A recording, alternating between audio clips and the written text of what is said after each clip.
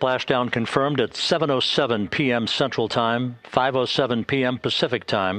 From the pages of Jules Verne to a modern-day mission to the moon, a new chapter of the exploration of our celestial neighbor is complete. ആരും കാണാത്ത പല കൗതുക കാഴ്ചകളും കണ്ടും അത് പകർത്തിയുമാണ് നാൽവർ സംഘം തിരിച്ചെത്തിയത്.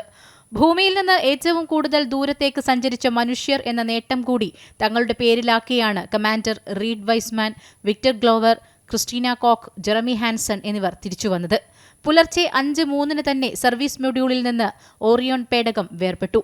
നാസയുടെ കണക്കുകൂട്ടലുകൾ പ്രകാരം കൃത്യം 5:37 തന്നെ ഓറിയോൺ ഇന്റഗ്രിറ്റി പേടകം പസഫിക് സമുദ്രം തൊട്ടു. ഉടൻ തന്നെ US നാവികസേനയും നാസയുടെ റെസ്ക്യൂ ടീമുകളും അവരെ പുറത്തെത്തിക്കാനുള്ള നടപടിക്രമങ്ങൾ തുടങ്ങി.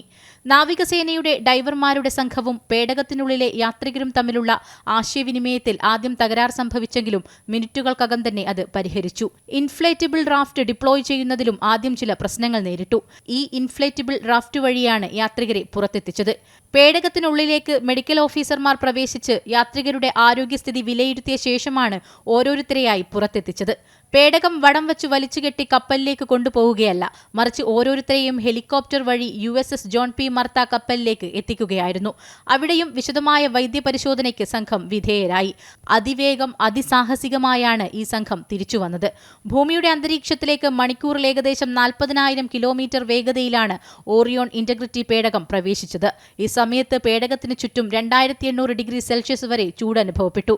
ഘർഷണം കുറയ്ക്കാനും വേഗത നിയന്ത്രിക്കാനുമായി പാരച്യൂട്ടുകൾ വിടർന്നതോടെ പേടകം പതുക്കെ പസഫിക് സമുദ്രത്തിന്റെ ഉപരിതലത്തിൽ തൊടുകയായിരുന്നു.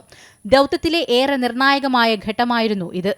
ഓറിയോൺ പേടകത്തിന്റെ കാര്യക്ഷമത കൂടി വിലയിരുത്തുക എന്നതുകൂടി ദൗത്യത്തിന്റെ ഭാഗമായിരുന്നു.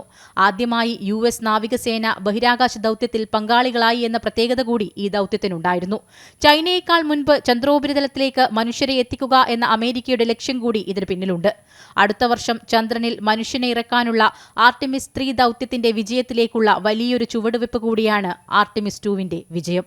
News desk, Amrita TV.